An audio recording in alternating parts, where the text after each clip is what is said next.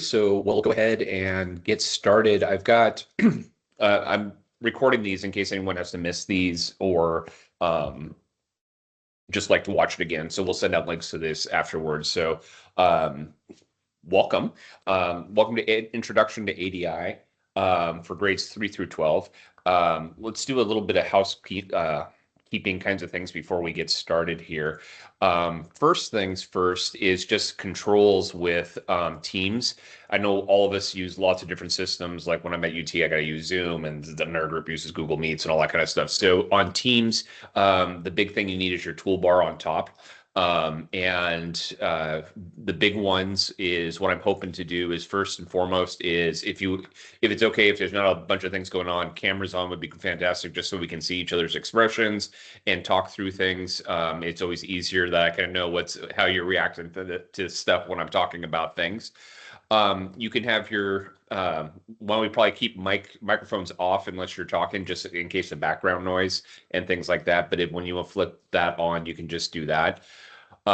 As we go through everything, as I'm kind of sharing stuff, things may come up. You may have a problem, any number of things. The easiest way to get a hold of me is to use the raise your hand feature, which is that button right there. Just click on that. It pops up on my screen nice and big so I can see it. It's really easy to miss something if it's just put into the chat or something like that. So if you need me right now for anything, just hit the raise your hand button.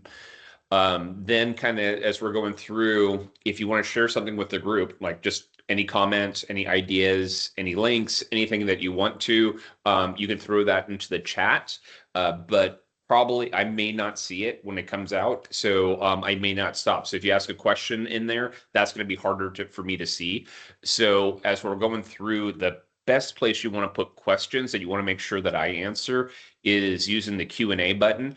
And what that does is it in Teams lines them all up. And then I've got some set time at the end of this so we can go through all those questions and make sure that they're answered. So big one, raise hand if you need me right now, need me to stop. Chat if you just want to make a comment, share something. I may or may not see it, and then the Q&A is the one you want me to make sure that I hit on those questions. So that's kind of the way we'll run this meeting for the next hour and a half or so. So with that, I thought we'd do agenda for today, and so you can kind of see what you're getting into and what we're going to be working on. So what I want to do quickly is, well, not quickly, relatively at a decent pace of introductions. I'll do myself and give you all the time to share. Then I want to do a quick little discussion about our ideas about some teaching and learning, kind of what our goals are, what we're working on in our classrooms or in other capacities. Then what I was going to do for kind of the meat of this session was talk over ADI stages, the first two stages of this, which is really kind of setting the stage for students' investigations. Then have some time for doing a deeper dive about these two stages, and that's where we're going to jump into the Q&A questions. So it's super helpful if you throw those in there. If you don't want to type that in, that is fine as well. What I'll do is just kind of open the floor at that time, and then we'll do a wrap up and kind of talk about what's going on for next week as we move through this, because we've got 3 sessions together. Sound like a decent idea? Excellent. I love it. Okay, so introductions wise, I'll go first since I've got the floor as it is. So my name is Vic Sampson. I usually go by Vic.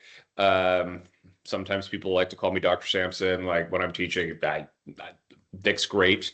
I started my career as a former high school biology and chemistry teacher. So I was up in Washington State and taught biology and chemistry for a number of years. Then I got really interested in working with teachers and more about learning. So I went back to get my PhD at Arizona State. So that's in science education specifically. After Arizona State, I went over to Florida, worked at Florida State University for about 6 years. And then I came over here to Texas about 11 years ago. So I've been here ever since. At Texas, I do for anything undergraduate, I'm doing teacher education stuff. So I do both elementary and secondary science and math methods for that. And then at the grad level, I really focus on teaching the next generation of researchers in education. So how do you design studies? How do you use learning theory? How do you look at the connection between learning and learning environments and those kinds of things? So that's a little bit about me. What I'd love to do is what I'll kind of do here is I think we've got about 6 of us here. So what I'll do is I'll kind of call out your name, and then if you would unmute yourself, and then tell us who you are, what you do, where you live, maybe why you got into teaching is kind of a one way to go that. So let's kick that off. Deanna, do you want to go first? Dina. Dina, sorry. It's okay. Oh, Blaze. I grew up in Idaho. I've lived here for a long time in Oklahoma, though. Love science. I've been teaching since 2001. Taught a lot of different subjects. I use the case study stuff from NSTA. So this seemed very close to being in line that I might be able to use like argument driven stuff because I've used claim, evidence, reason things. So it feels like it's very lined up with a lot of things I might already do, but maybe a slightly different perspective. So love it. Well, welcome. Thank you. How about Devon?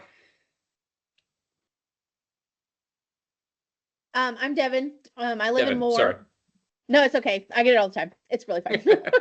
Well, here's the bad thing. I never learned phonics, so like every name, like until I've heard it once, I can never remember how to say things correctly. So it's always a mess. So I apologize.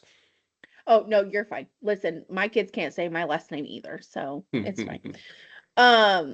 So I live in Moore. I teach in Moore. I'm actually a trained ag teacher. And when I got out of my master's degree to start teaching, it was one of those science or ag, and I kind of had science because I had tutored science all through college. I have an animal science degree, like science is a thing. I do science all the time. And I got into science education and I dove feet first, and here we are. Awesome. Love it. Welcome, welcome. Kelly, how about you? Hello, my name is Kelly Cowan. I live in Allen, Texas, and I am the pre-K-12 math coordinator here in Lovejoy ISD. I think I got into teaching because everybody in my family is teachers. So I don't know what real world jobs are. So this is what I do. It definitely runs in families, doesn't it? Yes.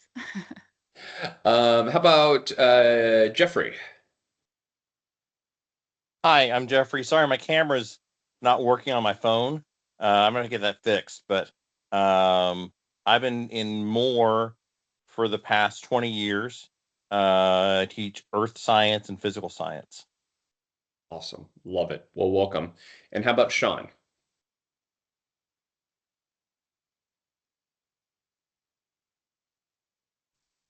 There we go. Sorry, took me a second to find that No unmute problem. button. Yeah, it's Hi, all the different everybody. systems.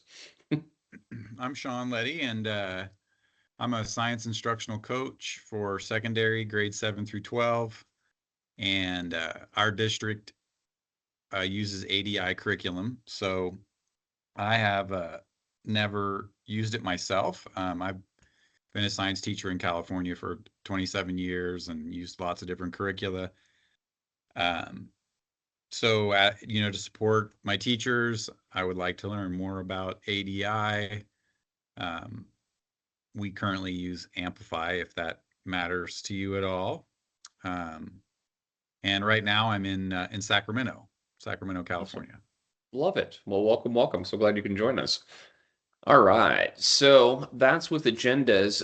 Let's talk a little bit about ideas of teaching and learning wise, just to kind of, now that we've gotten a chance to know each other, but this will help kind of frame what we're talking for in terms of goals, learning how to do these kinds of things.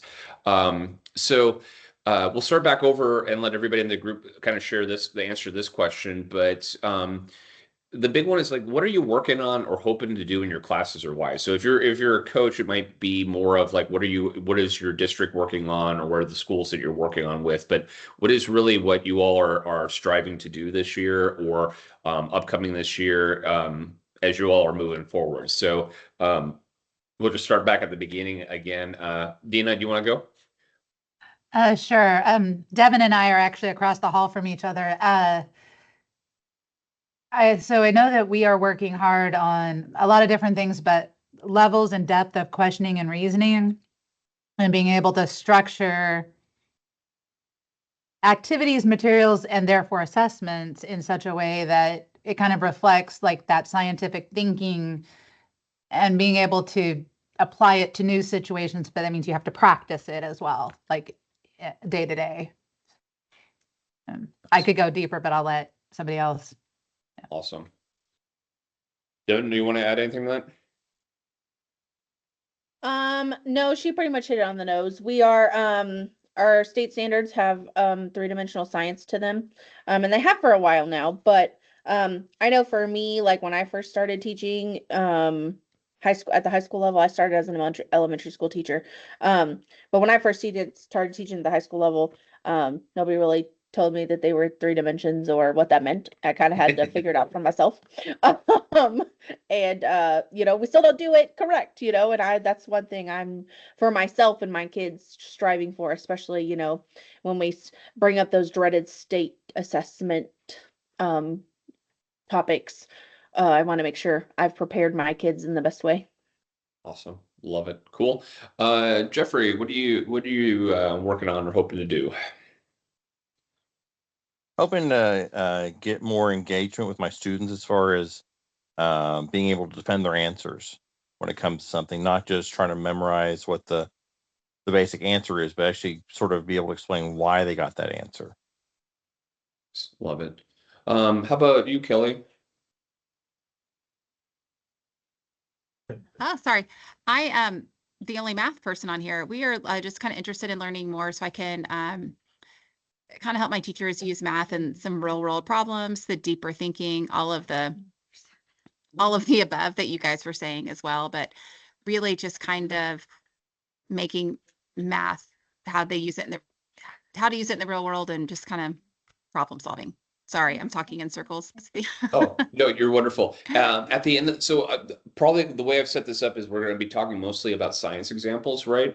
But what I can do for you is send you some versions that are math specific, right? And then you can kind of see a look of what those kinds of things look like and moving and that kind of stuff. So just when we get to the end, I'll share my email. If you just shoot me an email, I'll just reply to that and send you some stuff. That would be great. Thank you so much. That's what I'm having a hard time is getting some more information just to get my math teachers to bite on it. Oh, I to can really- help you with that all day long on that part. Okay. So like we can also do that back and forth after that as well. Thank you so much. You're welcome. And I think Sean is the last one. Yeah. So like I said earlier, we use Amplify, and that's pretty heavy in the claim evidence reasoning piece. That's one of the main parts of their curriculum.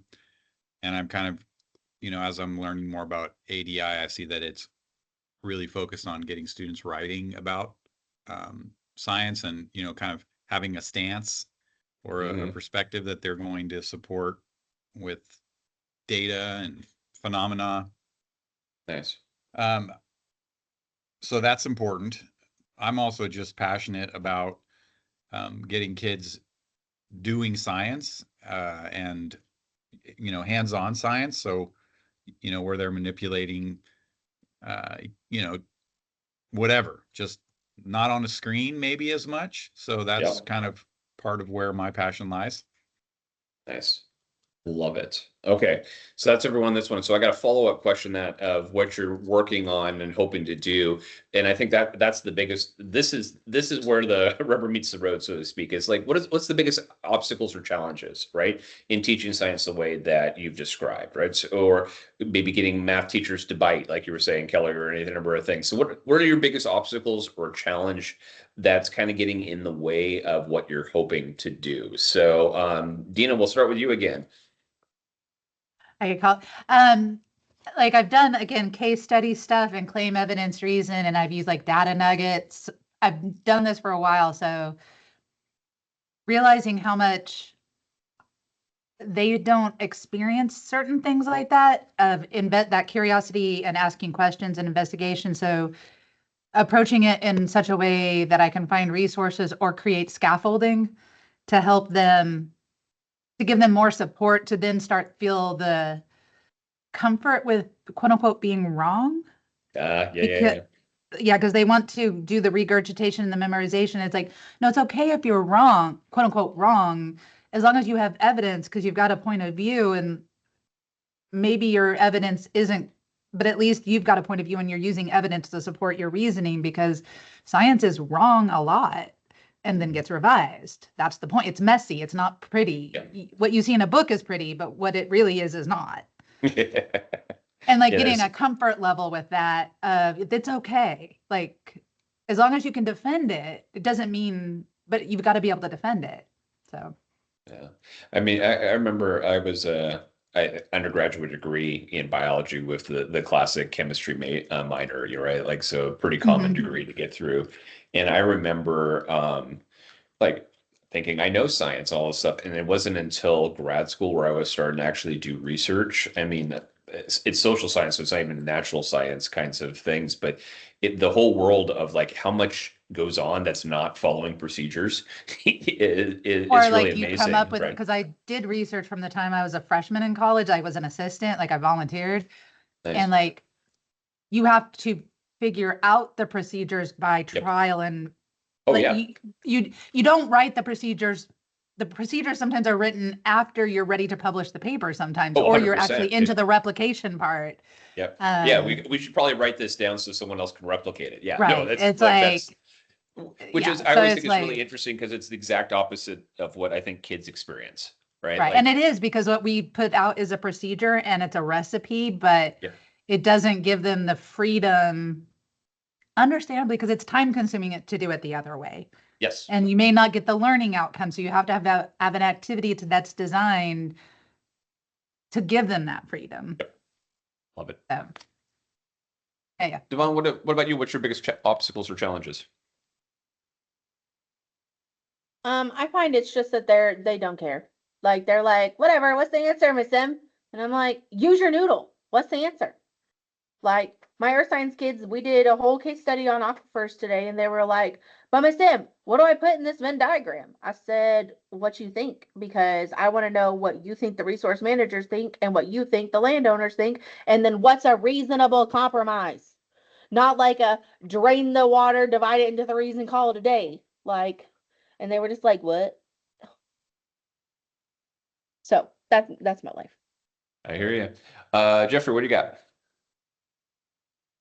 Yeah, just trying to promote buy-ins, my big thing too. I've got earth science as well, so I get it. Yeah, it's the making the connections so kids want to know about this stuff other than I just want the point. So what's the answer? Exactly. Yeah. Even though they literally live on the planet and it's relevant every day. Or they're Yes. learning about how their body functions and it's relevant every single day. Mm-hmm. Kelly, what do you got?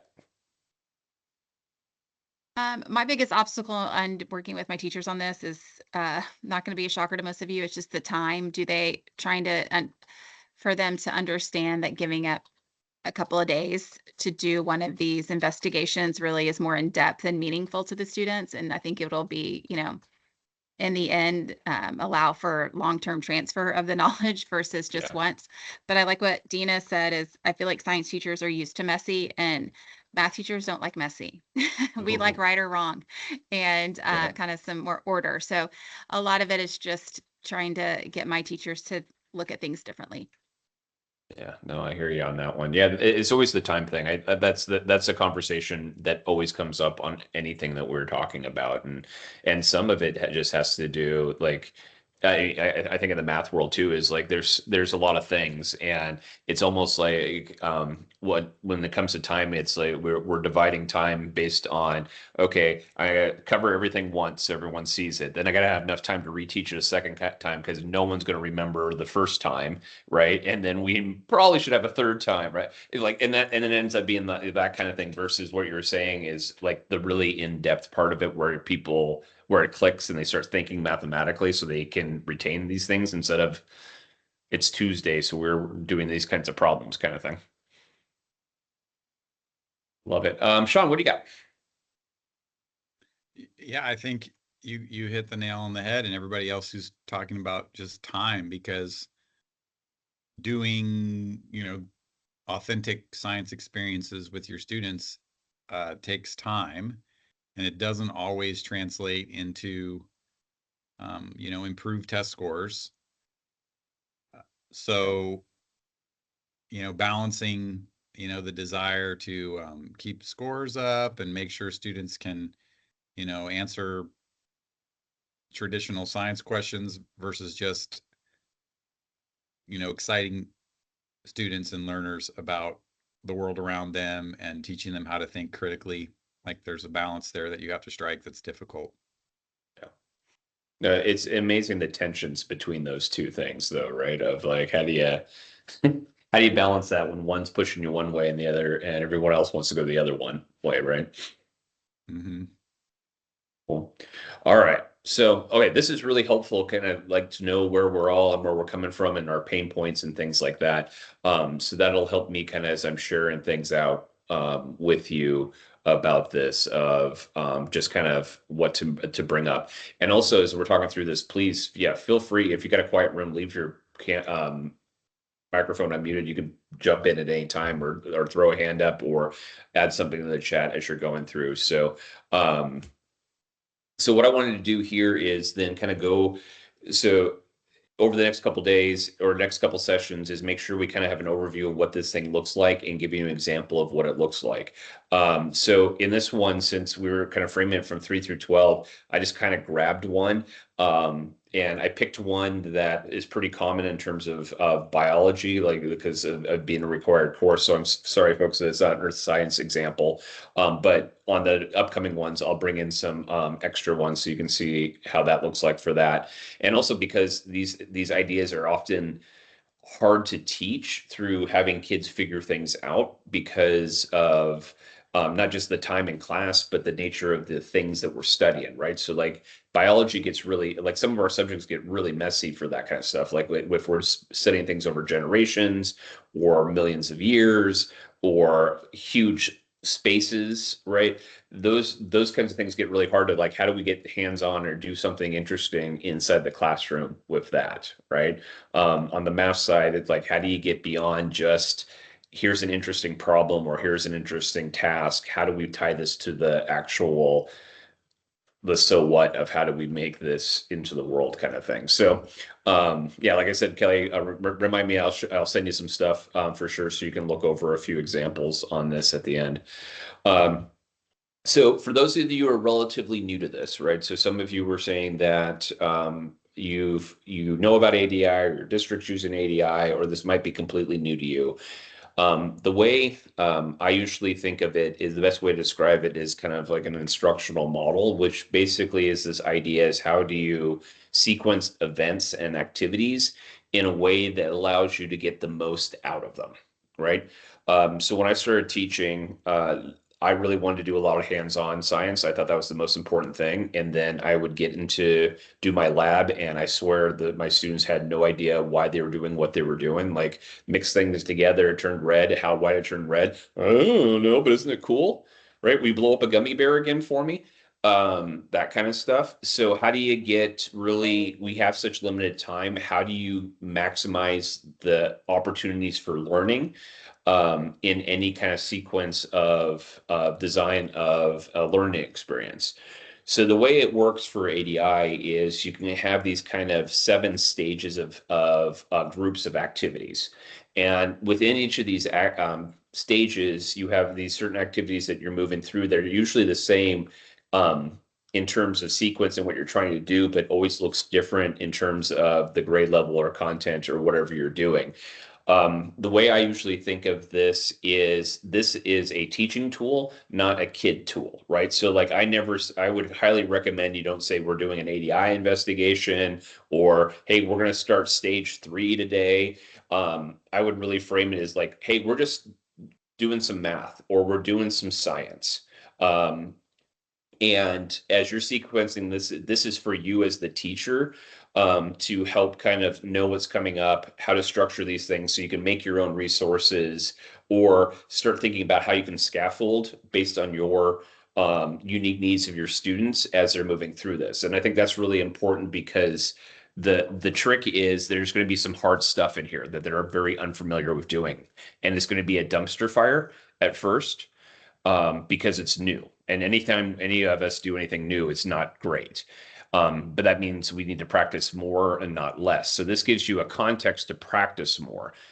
What you don't want to do is start saying, well, my kids can't handle that, or they're not ready for this, so we're just going to skip it, if that kind of makes sense, right? So that's why the stages are set up this way, is to make sure that those are repeated practices are in there in a way that makes sense in terms of doing science or math.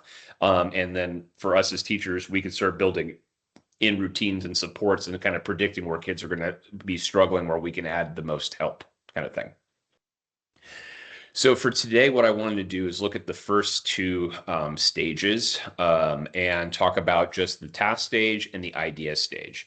And I think the task stage is really important given what you all were talking about of like why kids not seeming not to care or not to want to get involved or not really wanting to buy in or only really want an answer. Right. So the task stage is all about this idea of how do we get kids wanting to figure something out? And then from there, we move into this idea stage where we're kind of planting seeds that they can use to start building explanations for what they're really curious about. So I'm going to go over these two little things. We'll go over one and then, pause for some questions, go over the second one, pause for questions, and then we'll kind of do deeper dives as we go from there. So remember, as we're going through this, feel free to throw anything into the chat if you have a comment or you see something or this triggers something like, hey, I've seen something like this, or this is another resource. Please share with all of us. And if there's something big you want to really dive into with the group and have some time on it, put it in the Q&A so I can make sure I bring those up. Okay. So let's get started with this. So what I did here is basically, here's your three big activities that you do in any task stage. So you introduce some kind of phenomenon, right? And the phenomenon is just some event that we can see in the world around us. And I would argue what makes it a good teachable phenomenon is that the students don't know how to explain yet. We may know, and there's maybe definitely an explanation out there for it, but they don't quite know yet. And you can also start using not only your ideas, but science or mathematical ideas to help figure it out, right? So that's kind of the big part of that. Once that's introduced, then we ask kids to develop an initial model for what that might look like, or how you would explain what's going on. And then we pick that apart and start looking for gaps. Like, what are we unsure about? What we don't know? And that really generates the questions for kids to want to learn more at this point.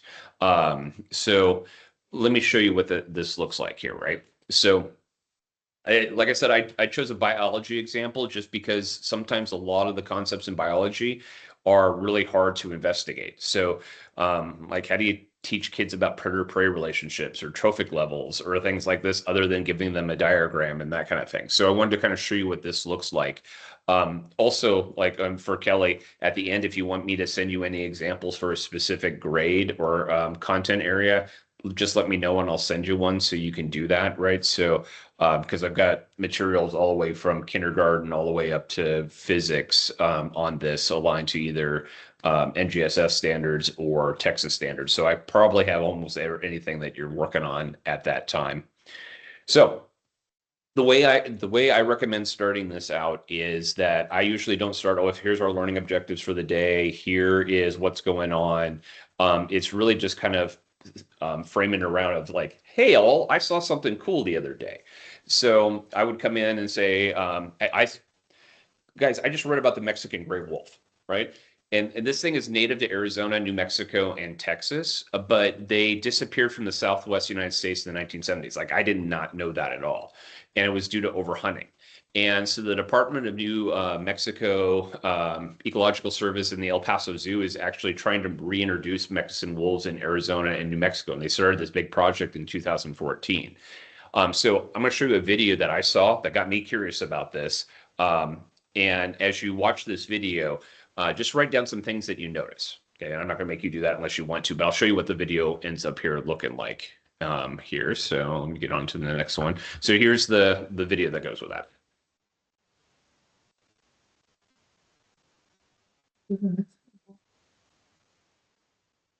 In the wild. However, thanks to the New Mexico Ecological Services and the El Paso Zoo members, the Mexican wolf is finally making a comeback in both Arizona and New Mexico, and hopefully soon in Texas. Well, the Mexican wolves were eliminated by humans. It was through a campaign to reduce predators. And so they were eliminated from the United States by about the late 1970s and from Mexico in the 80s. In 2014, the U.S. Fish and Wildlife Services released one female and one male out into the wild, and a year later, in January of 2015, released another female into the wild. Texas is still wide open. Texas has probably as much wolf habitat as any other southwestern state. The El Paso Zoo has sign-up papers for those who are interested in becoming a part of the Conservation Act. The success of any wolf reintroduction project, no matter whether it's in Arizona, New Mexico, Texas, Colorado, Montana, wherever, is to try to put the wolves in areas where they won't come into conflict. All the wolves that were in the Arizona and New Mexico through December of 2017. And we had a minimum of 114. And we always say minimum because we know there's probably more that we don't count, but we get most of them. And then Mexico has another population that consists about 30. The Clavello said that the Sierra Group Rio Grande chapter is trying to convince the Texas Parks and Wildlife and the state to consider a plan to put wolves back in the wilds of Texas. Reporting for Bordersy, Ryan Ellis. Awesome. So show that as there's something really happening like that. So what are the things that you notice during that video? And they'll bring up all sorts of ideas. You have them share in small groups and then out to a class. And as the teacher, what you're doing is you're kind of listening for that to move toward kind of the bigger goal of the investigation as it relates to standards, basically. So when you're thinking about this, in this one, it's phrased around population dynamics. So one of the things that students will always bring up is just like, well, there's so few wolves, and where's a good place to put them back there? And they mentioned something about like if they go in contact with other things, what's going to happen in that? So as you're listening through people say those, you're waiting for that to come up. And that gives you a natural transition to what the task then becomes is these groups are now going to be working together to reintroduce the wolves back into Texas. But starting in 2011, Texas also has been reintroducing bighorn sheep, which went extinct in the area. Like we seem to have a lot of trouble keeping living things alive in Texas. So anyway, they started that in 2011, and they want to do it in Big Bend National Park, which is in western Texas, and use that same area, right? Because it's a wildlife preserve, it's a national park. It seems like a good spot. But the problem is that wolves eat sheep. So if we're putting sheep back and we know that wolves are going to eat sheep, how are we going to keep both populations alive and stable and able to handle this environment together, right? So their goal becomes then they got to figure out how large the population of sheep in the area needs to be before a wolf population can be introduced, if there will be enough food available in the park to support that many sheep, and then how big the initial wolf population can be without causing harm to either the sheep or wolf population, right? And so we frame it around this idea of like what's our plan? Like what should we be reintroducing and when to make sure that these two populations can coexist, okay? So we introduce that idea, and then we invite them to start thinking about that of like, what does that exactly mean? How do you think of that? So bringing their own ideas. And to do that, we ask them to draw an initial model. So at that point, we ask them like if you put bighorn sheep and Mexican wolves together in the same spot, there's going to be other living things. There's going to be non-living things like water, dirt, air. So how are those things going to interact with each other and the rest of the environment, right? So draw a model in the space below depicting how these two populations will interact with each other. What do you think is going to happen, right? They draw that out as individuals. then you have them share in their group. And it's going to be really interesting right now is the switch starts. And that's where they start getting really interested in this, because what happens is they start comparing each other's models and they're like, well, I thought about this. And someone else will say, well, I thought about this and I'm not sure about that. Or what about this piece? And all of a sudden it's because it's their models of their potential answer. They're all of a sudden starting to get really curious, and you start hear the buzzing in the room at that part. And that's why I know you got them hooked at this point.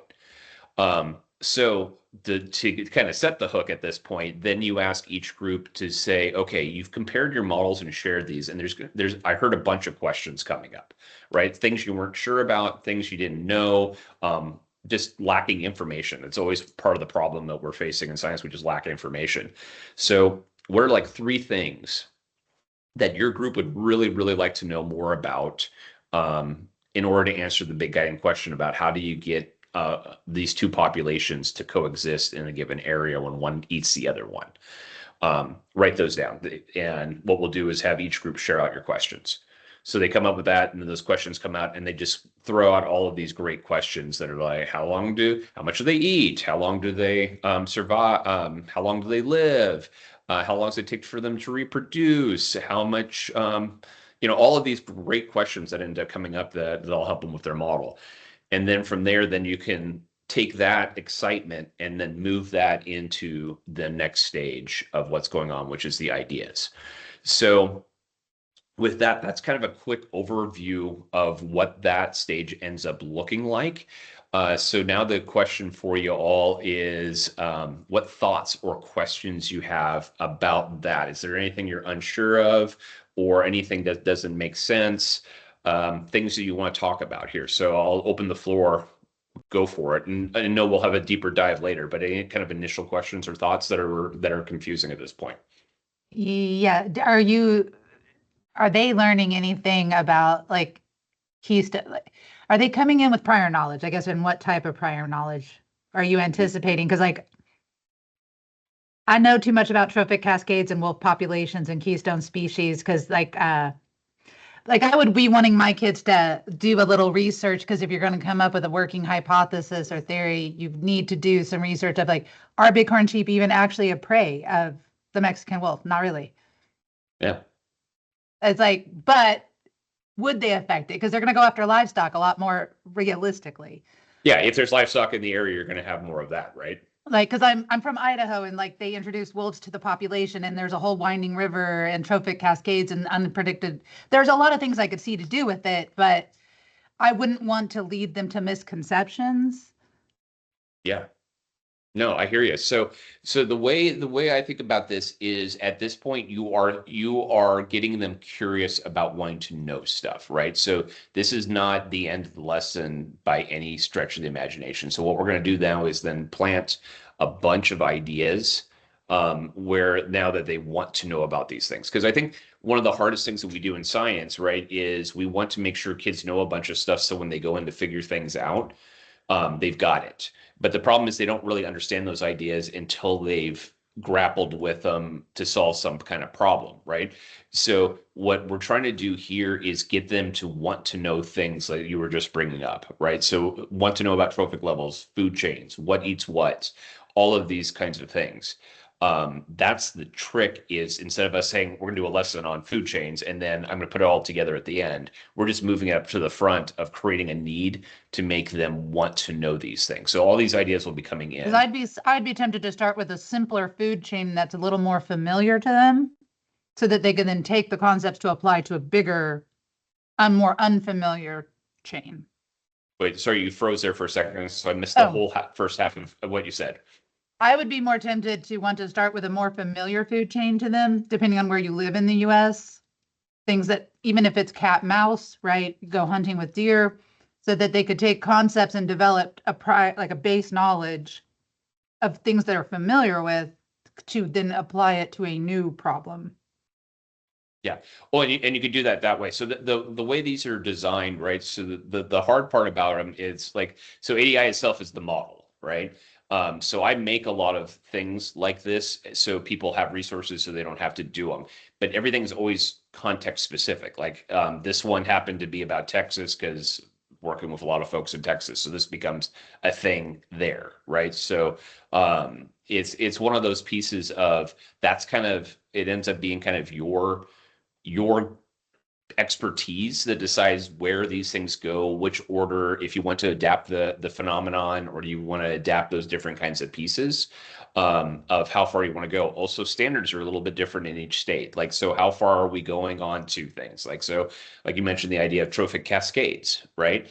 Like, do your students need to know all of those things, right? Like, or is there which piece do they need to know, and those kind of things, and how deep you have to go, and that's part of the design around the ideas that you end up putting in, if that kind of makes sense. Yeah, I teach zoology. I've taught AP environmental. I tutor college kids. So Oh, yeah. I try to, as you say, like, what is the essential thing that I want my kids? Yeah. Because I don't think they know. I mean, I have resources to teach the other things, but I don't think mine need to know that complexity, nor do I think they'll be able to wrap their brain around it fully until they understand that base. Yes. And so Yeah. I'd be wanting to like look at my local ecosystem, or like my local data, or even if they fish, like, do they hunt, do they fish, things that are familiar to them, Nice. and that's the therefore thing. hopefully develop their own curiosity to apply. Yeah, and that's the idea behind the model of this, is that the key is you have some kind of phenomenon that you are or you're using to get them to want to know something. That makes sense. Is there any other questions from anybody else at this point, or thoughts, or anything else like that?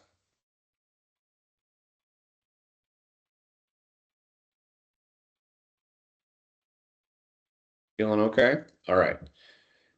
So I will, sorry, I was clicking through windows here to make sure there was no hands or anything up like that. So the big thing I think on this one is, so here's kind of about the amount of time I would recommend on this stage.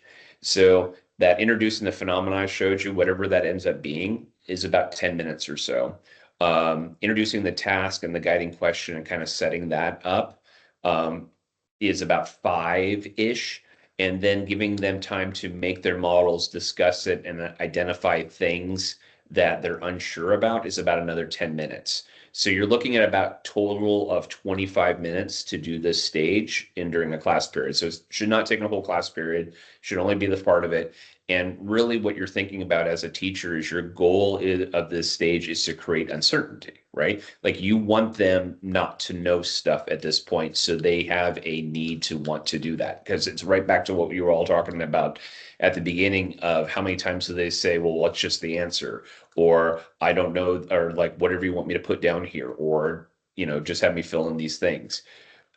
It's to trigger the want to figure things out and to do the mental work it takes to figure something out on that. Okay.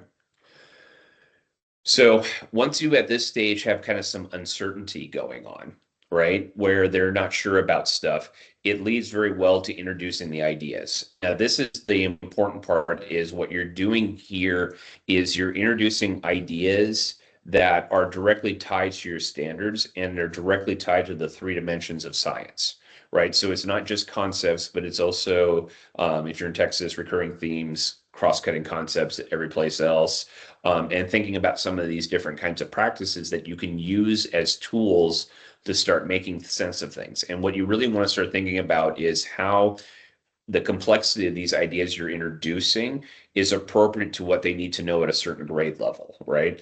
It's really easy, like you were saying, it's really easy to go way in depth because these things are very complicated. And the underlying mechanisms are really big, but what's kind of the biggest ideas that we're shooting for? Okay. So usually how I recommend doing this is using this as kind of text from science, because that's what we do in science. Is the first thing we do when we want to learn about something is we go read about it, right?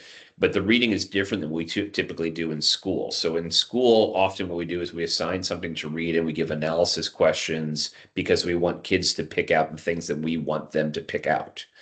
In this case, where kids have different ideas, like some kids may know more about ecosystems than others. Some may be completely unfamiliar. Some might be a documentary nut and have watched videos on Yellowstone reintroduction, and it can bring up all of these things, right? So that's the big one of like, you've got all of this difference. So how do you tailor it so people are looking for information that'll help make sense of this to them? Okay. And what your hope here really, and I'll bring this up again, is you're thinking about these as pieces of the puzzle, right? So if you think about like you think of this as, I guess that's a metaphor, right? So you think about a puzzle and it gives you a full picture, right? But you have all these individual pieces that you've got to decide, put together to get to that full picture, right? The hardest part about kind of inquiry-based approaches, at least traditionally, was that no ideas were given to kids. So it was like, here's your carts, figure out Newton's laws, go.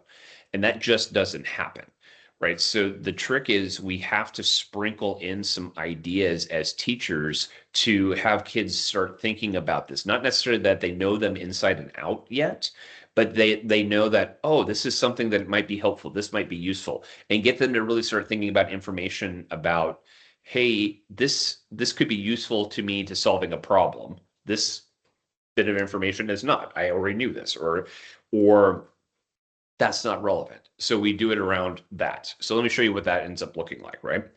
So the first one we talk about, this one was written specific for this idea of population growth and decline, right? So we introduce this idea of what's a population, right? And we'll bring in some ideas about carrying capacity, right? So that any population in the wild, once it's introduced, it's going to grow.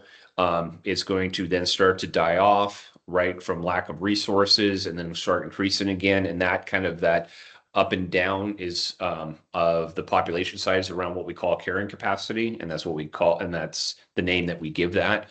Then and there's lots of things that can influence carrying capacity. And then we also talk about this issue of the interactions between predator and prey, right? So what happens when there's a predator population eating on a prey population, and that prey population gets too small and there's not enough food, or if it gets really large, or any number of things. And then we can introduce this idea of about predator-prey population size relationships, right? So like if you have two things that depend on each other, like how we see this pattern where one goes up, then the other one goes up, then the other one goes down. You kind of follow this cyclically. And then you start talking about, well, how do you know that it's healthy? Because it's always changing, right? So you get to this idea of, we call it stable if it fluctuates, but nothing goes extinct. And if you start looking at, or dies out in that area, and you look at this one, and you can see kind of the up and down pattern until you get to the end where there's a sudden massive downfall in the mouse population, right? That would be kind of a signal that that's something that's making this, and something made this unstable kind of thing. And then, yeah, that's stable and unstable. And so what I often do when I'm doing this, especially when I'm guest teaching, I don't know the students at all. So it doesn't matter if I'm guest teaching in a third grade classroom or a physics classroom. What I usually do is read this aloud. And as I'm reading aloud, I'll say, oh, that might be interesting, or that kind of is interesting. That's something to think about. And have the students follow along. And then they're in their groups, they need to kind of record what they think would be useful ideas in answering the bigger question of the task, right? So in this case, of trying to figure out how these two populations can coexist, right? Giving everything else that's around there. They identify those ideas, we share out, make sure that those are all on there. And the idea at this point is just so they know that this is a record of information that they can keep using and grappling with and make sense of more. Then we introduce the idea of matter and energy in ecosystems, because that's another standard that's tied to this, in this case, a cross-cutting concept. So we're thinking about how matter and energy flows, right? So why things eat each other, why there is changes in numbers, and that kind of thing. So we can introduce these trophic levels that go in here, this idea of energy transfer and biomass decrease. Give them some ideas about primary producers and consumers. So how do we start talking about this? Where's decomposers come into place, and that kind of stuff. And then we ask them, okay, what was important? What was useful? How could we use this moving forward? And then the final idea becomes models, right? So this idea of the way we can use models to help explain things. So in this case, the reason I picked to share this one is like, this is a really hard thing to study, right? So we've got professional scientists recording and studying population changes over numbers of years by tracking and all of these kinds of things. But we can also start using models to test our ideas, right? And then so part of that is understanding what counts as a model, what's an input to a model, what's an output, right? And then we introduce the one they can use in this one to start testing some of their ideas. And the biggest thing behind any of these models is the assumptions that go into them, right? So what are we assuming? What's eating what? What's not eating that? How much of that do they eat? How much energy do they need? So all of those things that we're talking about, those general rules, then we can start thinking about, well, what's appropriate or what's not appropriate to use into our models, right? And then talking about the issues of assumptions, like I mentioned, and approximations, right? Like all models are wrong, some are more useful, kind of thing. So helping them really see that that's a thing versus, because there's so many times we have students work on simulations that are just like, do this thing and you'll discover the concept. When you're really having to think about a model as a bunch of assumptions you put in, and it's really an approximation, and you've got to also be critically thinking about what the outputs and inputs of these models that you're using on there. And then, so once again, they can talk about what's useful, what are things they need to remember, that kind of stuff that would be helpful for them moving forward. Okay, so that's how the idea stage goes on that piece. So at the end of this, they should have 3 ideas. Most of the time it's a practice, cross-cutting concept / recurring theme, and a DCI. Having those 3 things in there. Sometimes it's 2 DCIs and a recurring and a cross-cutting concept. Sometimes it's a 2 cross-cutting concept. Like it's just kind of whatever fits for this kind of thing based on your standards and what you think would be most helpful for them to know about putting the pieces together. Okay, so with that, before we kind of go into deeper dives, any thoughts or questions about the idea stage at this point?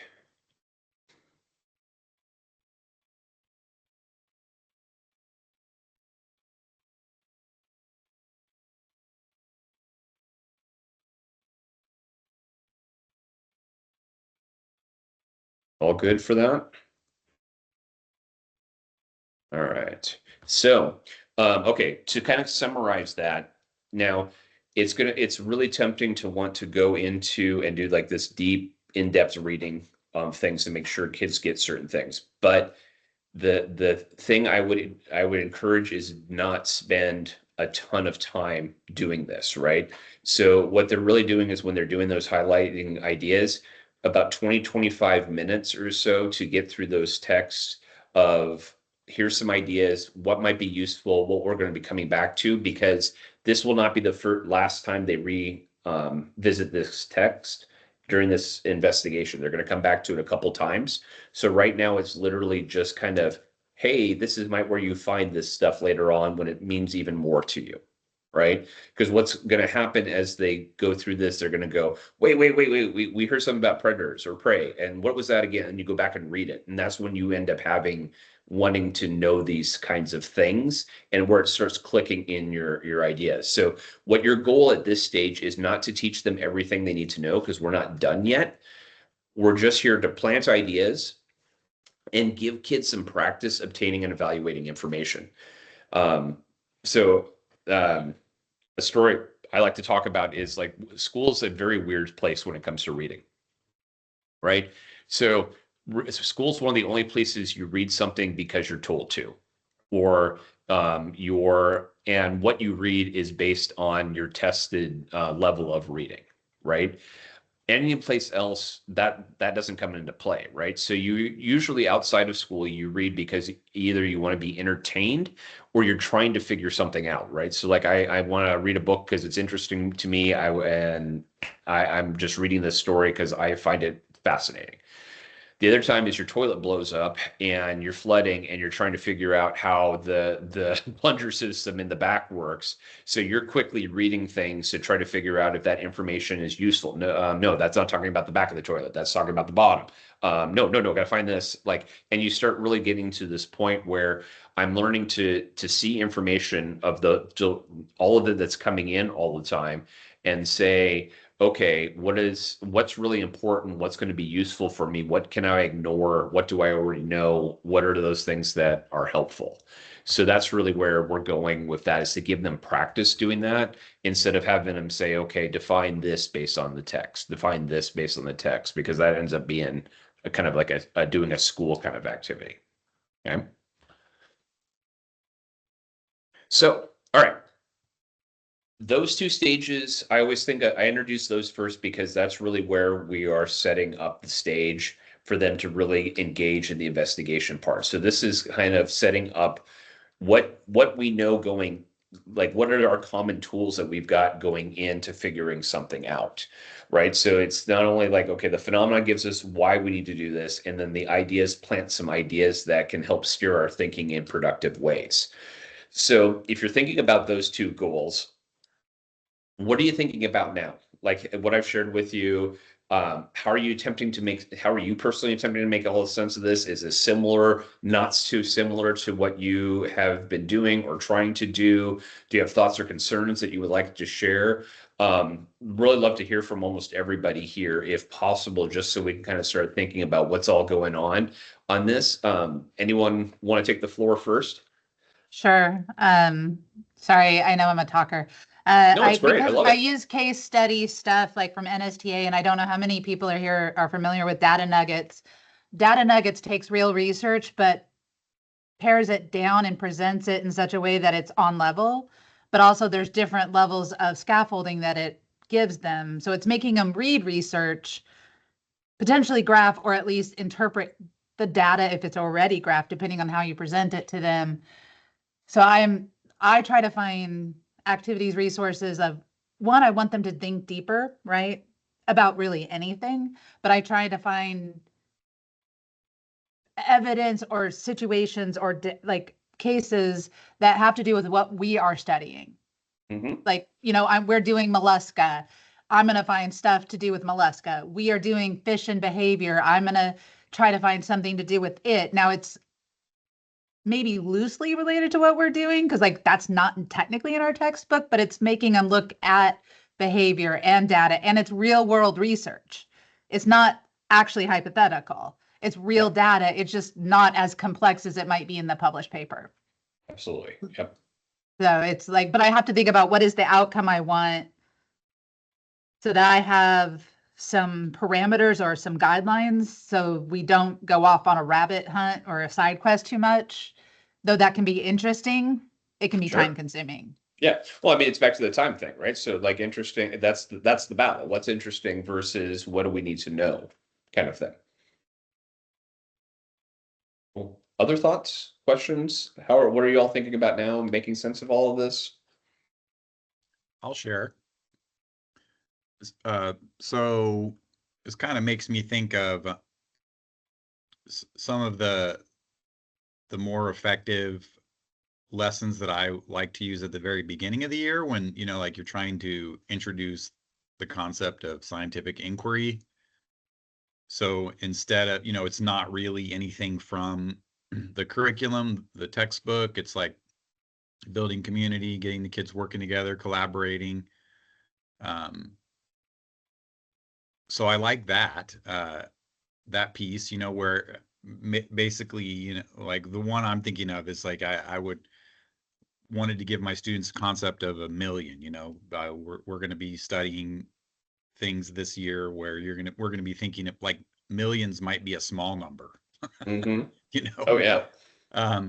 So, and in math, they do number concepts, and I don't, maybe they go up to 100 or 1,000, but like, okay, let's check out a million of something. So then I have the students try to figure out how they can we do that?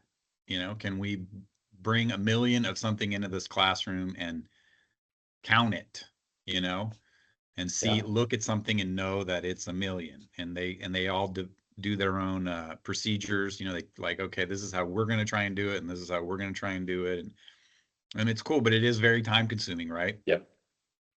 But I always think they get that aha moment when they do that, right? Because you can read about what a million is, right? You see the zeros, right? But until you actually have to deal with it, and then it's like, oh, that is really large. Yeah.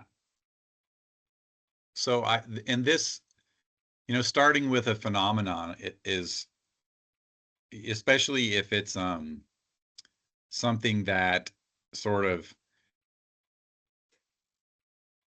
like, what's the word I'm looking for? A discrepant event. Mm-hmm. Something that is perplexing and confusing to them, that challenges their operating world model. Yep.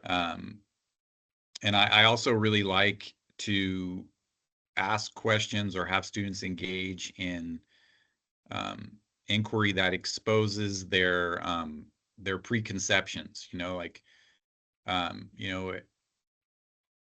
the seasons is a great example. People, like, so many people assume that we're closer to the sun in the summer in the Yep. northern hemisphere. Yep. And when you tell students, actually, no, we're closest to the sun in the northern hemisphere in December. So then all of a sudden they're like, what? That doesn't make any sense. So now they have this thing to figure out. Exactly. And and once they have this thing to figure out, I think that's when you get them to dive in and start to do the intellectual work. Because, I mean, there's so much of school that are just, right? Let's just get this done. So if don't ask any questions, we can be done with this and maybe I get some free time or we get to leave, right? Versus, wait, no, this does not make sense anymore. And this is really blowing my brain. And I need to make this and fix this. And like some content areas are super useful for like discrepant events, right? Like physics, smorgasbord of them, right? Or just things like facts. Like I think that one's more of a fact of like, well, why do we have seasons? Great. So where would you expect this to be? Well, it's not, right? Like that kind of thing. Then that's the other one that'll trigger it. But it's always I think that's the hardest thing is when you're starting to talk about different fields is we have all these different fields because the phenomena are different, right? So they have different kind of ideas and different things that are important and things that don't make sense that are really easy to see like really quick. Sometimes it takes years or you have to look at actual data about something. So Dean, like you were mentioning the data nuggets, like those could be absolutely wonderful for this idea of, okay, why does this happen the way it did? Right. And then the question becomes the why thing is then how do you get the kids to they can pull ideas from the literature and stuff like that. But then when that doesn't meet all of their needs, like how are they going to collect data on that? Right. And then how are they going to answer the questions within the confines of a classroom? Right. Like that's, don't have $1 million to build a new tool, right? Or I don't have time to go out and do data research out in the field, right? So like, how do we do these things and give them as close of a proximity to science as we can? Hey, Sean, what are you thinking, Sean?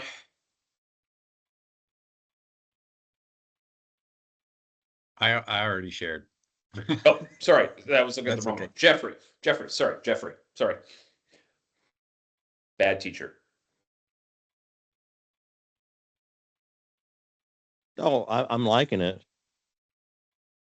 Anything that's not making sense or anything right now?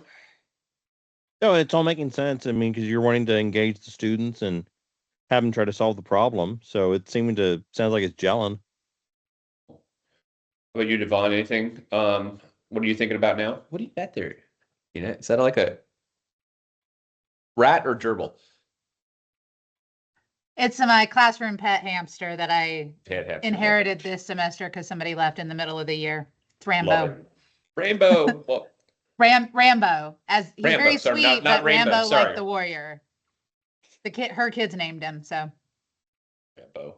my kids love him though. I love it. Devon, what you got? You got anything you want to add, Devon? I guess I'm just thinking about like, so we asked them to like come up with ideas and like questions. Have you ever kept those questions and like reference them again to like be like, did we answer that question or do we need to go back? Yeah, so here is part of the secret sauce behind the task stage on that. That's a really good question. So when we first started building these out around phenomena, we would do kind of the notice and wonder kind of piece. And what's really cool about the Notice and Wonder is how many questions you end up getting, right? Like you can get 30, 40, 50 kinds of questions. The problem that we really were seeing then is that issue is we just then pick the one that makes sense for our materials and do that. And then we ignore everybody else's questions. So it's almost teaching kids that I can be funny with my questions, or or B, they don't matter because we're playing guess the right question kind of thing. So that's why we started moving to building that model first. So just things that you notice gets you thinking, then build a model of what do you think is going on. And then when you share your model, all of a sudden that's where those gaps in understanding come up. And the questions then are automatically tied into what parts of the model that we need to build on and fix. And then because you do that, that's all going to be answered as you go in there, because all of the questions are really tied into that phenomenon versus, or like the specifics of things we don't know about that phenomenon versus like everything it possibly could be, that we could take a phenomenon in 1,000 different directions and study different parts of it. Right. So like I'll think of something like a nurse log. I know that's of some curriculum will be exploring like what are all the things you wonder about a nurse log, right? 50 questions later, you've got all of that, and then but all of a sudden your unit's only answering like 3 or 4 of them. And sometimes we'll say we'll post them and come back, but do we ever actually get all of those, and how much time does that end up taking? And it's back to that trade-off of that. So what we're trying to do here is streamline it so we can. I almost think of it as kind of like a Jedi mind trick, is we set it up so kids will be asking questions about the things that we really need them to be asking questions about without them telling you have to ask questions about this thing.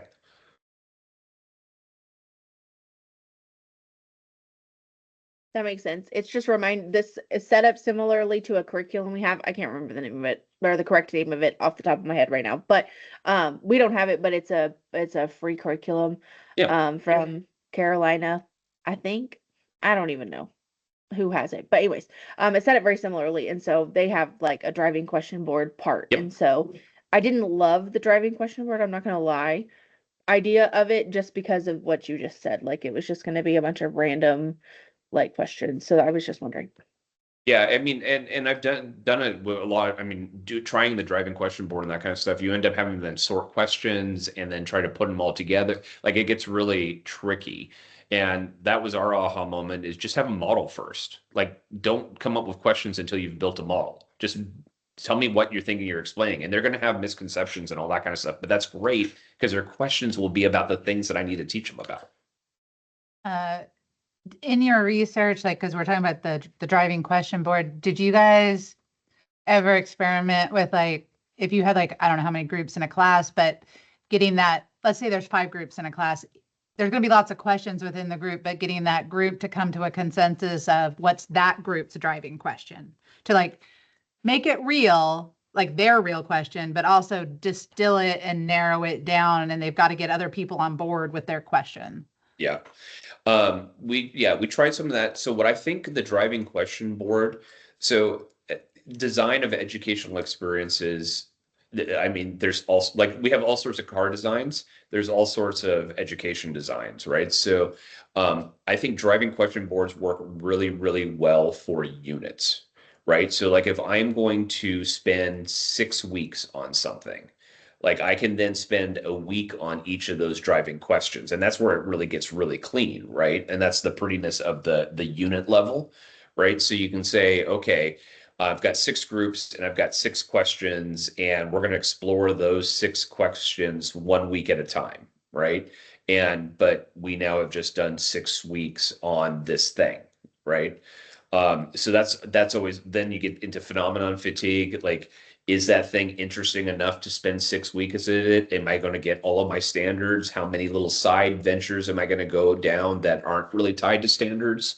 So yeah, I think it's just trade-offs. Like I really like it. I think it's really cool when you're able to have a whole unit devoted around all the student questions.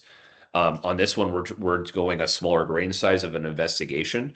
So the more questions that are kind of diverse, which is wonderful, the longer the investigation is going to take. So we start going from something that we can do in 5 or 6 days to something that's going to take 6 weeks. So it's the trade-offs on those, right? So that's where it really came down to the model piece. Is it became a really great way to get questions very condensed quickly without having to do the kind of the consensus at each group kind of thing. Love it. These are such great questions. These are so good. Anything else anyone got right now? Is anyone worried about reading levels or reading skills or anything like that when it comes to students? Well, I will teach you a hack. Well, you might already know the hack. Because like some of the case studies, I don't know if how many of you guys have used the case studies from NSTA, but it used to be part of a different, like a New York University. I tutor college kids, and the college class uses the case study. So I became a member, and I started using them in my class so I could give my kids smaller versions of it, right? If you take a text that's very hard or deep level, or you have an idea, if you can copy and paste that text into ChatGPT, you ask it to adjust the reading level. Mm-hmm. And so I've done that because like some of it, I was like, oh, this is grad school level reading. Like this requires a lot of prior knowledge. I need to, but I like the core of what it's trying to get to. Yep. And so I've used that, and it's worked very well. And it could even give me questions like to help me get some ideas, right? To help me guide that I can take this very complex. So I did one that was polar bears and bears and how do they hibernate and what are they doing to their fat? But it was very organic biochem. Like it was, but I teach Yeah. those. So I knew there was something there, right? Yep. That I could use, but I needed to put it on level. So I put it in my little folder on my computer. And then when I realized chat will do this, I was like, oh, wow, that's super helpful. Because I can take that complex thing and you could put it on a 3rd grade reading level. You could put it on a 5th grade reading level. And it will align it with standards. PS. I don't know if you guys knew this. Oh yeah. No, the ability. Yeah, I figured to you use- might. I don't like. I've been using it a lot this semester and playing around a lot. So Yeah, the generative AI kinds of things that allow you to rewrite things, right? And then make sure that and then putting in a prompt that make sure it focuses on X, Y, and Z as part of that rewrite. Yeah, super powerful. Here's also I'm gonna throw another wrench at you all to think about the readings stuff here too. So let me show you something else here. So take a look at this real quick. I'm going to put text on the screen. Can everyone see that? Take a second to read that to yourself, if you will.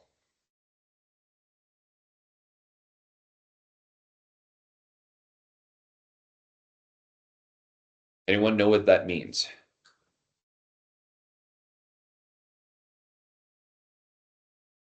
Sounds like a sports play. Why do you say that?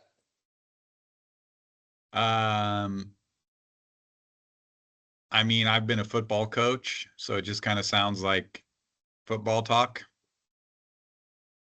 Very lovely. I'm so glad you brought that up because it is football, right? So let me explain what all of these, 3 sentences mean. So if you think of football, for those of you who are not familiar with football, this may not help much at all. But if you look at this graphic that's on the screen right now, you've got the O's are offensive players, and offensive people are trying to score. And you have a certain number of those players, and then you have an equal number of defensive players that are marked by the X. The line in the middle is called the line of scrimmage. That means you have to stay on your side of it before the play starts. Okay. Now, when an offense is trying to score, a defense is trying to do that. So this is a information for your defense to try to stop a offense from scoring.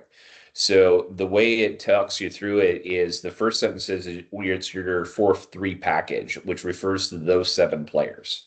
So that means what we're going to line up is with 4 people that are right on the line of scrimmage, and then 3 people right behind them, right? So that's we call that our package. The 3 people behind them have names of different positions, right linebacker, middle linebacker, left, but sometimes we shorten that in football to just Rick, Liz, and Mike. So Rick is your right linebacker, Liz is your left linebacker. So you can see them labeled there.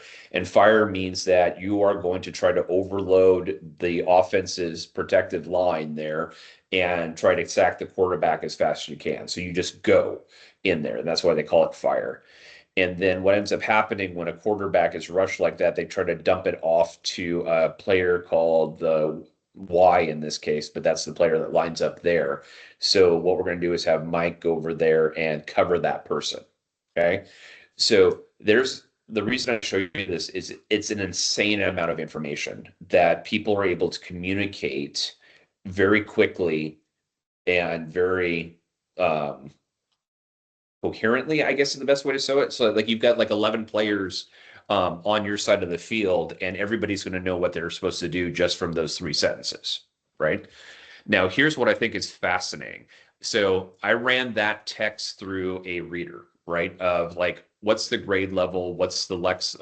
It wouldn't give me Lexile levels because that's, you know, a proprietary score thing. But it gave me these other Flish-Kincaid grade level kinds of measures of that. So take a look at what the readability of that is. And I think this is what the hardest thing when it comes to comprehension. And you know, you brought this up too. It's not just the words; it's the concepts, right? And so what ends up happening in all of these things is that we try to simplify like the readings that they get. If we simplify just on sentence structure and things like that, you're not going to fix the problem at all, right? So you can have short little choppy sentences that give the readability down to a kindergarten level, but if you're not familiar with the concepts, right? And it can be anything like you were mentioning, it's like biochemistry. Yeah, that's college concepts that college kids don't understand, right? And if you try to bring that down to middle school, that's impossible. So you've really got to focus on concepts that are repeatedly talked about all the time. And I think that's why the idea behind DCIs and cross-cutting concepts and the SAPs of revisiting them over and over again is so valuable because it becomes our shorthand for things. So here's another example of what I mean by that. So when we talk about photosynthesis for us as science teachers, that triggers an idea. It's a concept in our head, right, of what's happening inside the cell of a photosynthetic organism, like a plant, right? So to really explain all of that happens, it probably takes a good 20 minutes, like images, pictures, talk through these things. But if you and I have both learned those pictures, thoughts, and that concepts, it now is a shorthand, right? So I can say photosynthesis and we trigger basically the same idea in our minds. The problem for kids, and when this often comes from the reading coaches and things, they'll say, okay, like we'll break it down into its root words, and that becomes light and make.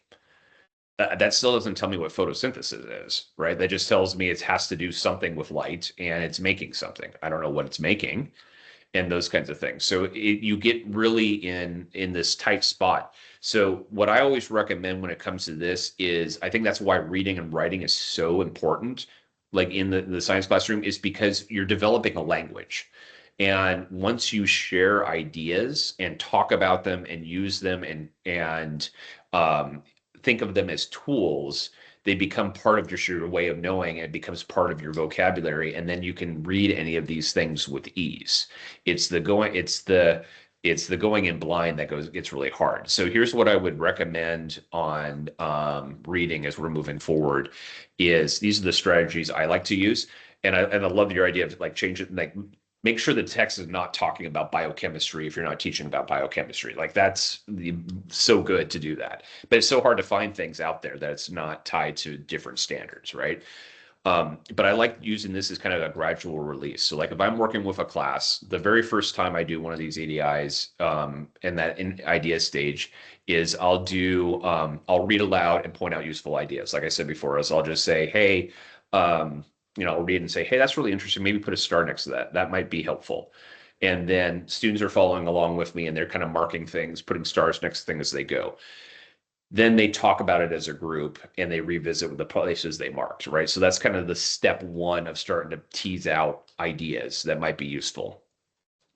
If that seems to go well the first time, or maybe I do it the first and second time, then I go to the third time and I'm like, okay, I'm going to up this a little bit. So now I just read aloud, but this time I don't point out any ideas. I just read it aloud. So we're all kind of following along on those, and we can get pronunciations of words and we can hear it and how those move. The students still follow along, and then they discuss those texts. They start getting that as that. Then you move to students reading their own, right? And then they discuss the text together on that. And then finally, ideally, is they hopefully can read on their own and annotate and not have to discuss all of those ideas. They can just put them down themselves. So what you're trying to do is gradually get them to a point where they're self-sufficient in making sense well, it's the practice of obtaining and evaluating information in science, right? So as these ideas come through, but this is kind of the way to gradually move them through. But the key is that you have, like, how often you have to be reading and talking about texts and things like that in our classrooms. And I know when I was first learning to teach, like that's what I was told to do, was to skip reading, right? So like if your kids are skipping reading, forget that, just focus on the concepts, right? And what I've really learned, like, you can't indistinguish those things. Like, it's a language all it's to itself, and by avoiding something, it makes it worse, not better, kind of thing. So that's what I was thinking about, why we have to think about the, like, if we have a structure like with ADI, you can really start thinking about how you can start scaffolding and where your kids need, and do I need to adapt this text because it's just talking about content that I don't need to talk about, and then how is I'm best going to have us grapple with the content I do need to know about, kind of thing. That makes sense?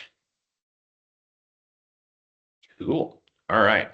So wrap up wise, big things here. We've only got a few minutes here left together, and I'm actually kind of amazed that I'm on time.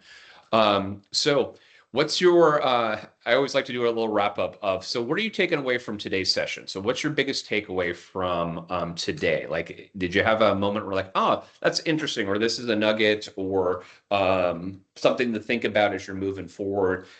And thinking back to, like, what are you hoping to do in your classroom? Is there anything useful on that part? So I'm going to go backwards this time.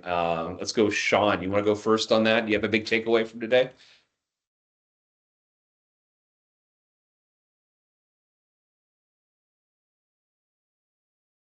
I might have lost Sean. All right, we're going to try Jeffrey. I'm going to come back to Sean. Yeah, I'm here. What's your big takeaway from today? I like the idea of the kids sort of coming together and making their models and then discussing their models. Vaughn? I really love the reading strategies. I try to get my kids to read stuff all the time, and they're like, "Miss M, where's this question?" I'm like, "I don't know. Use your noodle and read it." Like, we are juniors in high school. I know you can read. Like, we didn't make it this far, so use your noodle. And I like how the steps we can take, even with our little baby juniors who should be able to read. Love it. And Dina?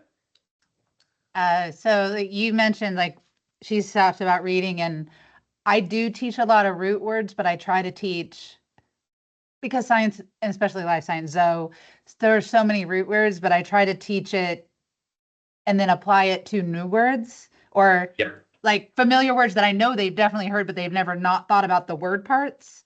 Yep. So like how they can like learn to use these tools to break down things that are really unfamiliar. But also then, when you talk about science and reading, is to also for us to remember the English words that they may not be like, they're just like regular language that you might see in any article for any topic, to not assume that they know what they mean. Yep. Or mean in this context, right? Right. It's like, and like to then have those discussions and have them, like, I've had them write down words. I don't know if I would always do a word wall, but because I know, like, if they can't understand what a question is asking, they can't understand how to answer the question. Yep. And it may not even be the science vocab that is the issue. It honestly is not often, right? It's like, this doesn't make sense in this context. And that's from like your regular kids on up to your AP kids that have a very high comprehension and critical thinking. So it's just like familiarizing them. Oh yeah. Well, I mean, I remember when like I was asked to come in for to evaluate AP tests, right? On the science side of things, like they always want an expert in there to talk about it. Is the content, answer to the question appropriate? And what was interesting is the way they would do it is they would bring a group in and to your subject area, but they would also pull you into some other subject area as an extra person. And I always thought it was really funny because I was doing the AP literature or something like that, and they were asking questions, and like I was getting them wrong, and they're like, why are you getting them wrong? This, like, everybody else got, like, I don't know what these, like, I don't read this stuff, right? Like, just like you were getting the ones wrong on that, it's context matters, right? Like it's not a brain power or skill set or anything like that. It's often just a lack of familiarity with the context of how these words are talked about, how they're used in that. So it's really making our classrooms really language rich in the disciplines, right? As much as we can, and how even when the disciplines are using academic English or whatever you want to call that, how the words differ depending on the context, right? So when you're using the same basic language, but how does it change when you're in this situation versus another one? All right, so we'll wrap that up here with this. What we're going to do next week when I see you again is we can talk through our thoughts about stages 1 and 2, right? So we'll just kind of go through what we remember about this, what questions we have now, those kinds of things. Then I'm going to do the overview of the next 3 stages, where it's really this idea of filling in the blanks of the stuff they can't answer directly with DCIs and cross-cutting concepts and things like that, of planning, carrying on investigation, collecting that data, answering the big question, and then in generating arguments. And we'll talk a lot about the difference between how kind of we frame it in ADI versus CER and reasons for that and all of that kind of stuff. That'll be part of our deeper dive next week, and then we'll wrap up, and then we'll move to the next couple stages of the week after that. That sound fair? All right. As if anything, I know Kelly's gone because she had to step out for something. Hopefully she'll see this on the video recording. But this week, if anything's coming up and you have any questions about anything, you can shoot me an email. There's my email address right there if you want to, and I'll answer beforehand. If you want to see any investigations or anything like that for your subject area or a subject area, let me know. I'll dig out something and send it to you so you can kind of see how that ends up looking. That makes sense. Cool. All right. So with that, on time, I can't believe it. We are ending with 2 minutes left. So it was really nice to meet all of you. I'm excited for next week to continue this conversation. I think the way we've got this, we've got 2 sessions. So I'm going to do a repeat of this session for another group in like an hour or so. So if you need to come to a later time, you can. That's just fine. Just let me know so we make sure we get you the links. Okay. Sound good? Thank you. All right. Thanks all. Have a great one. Thanks, Vic.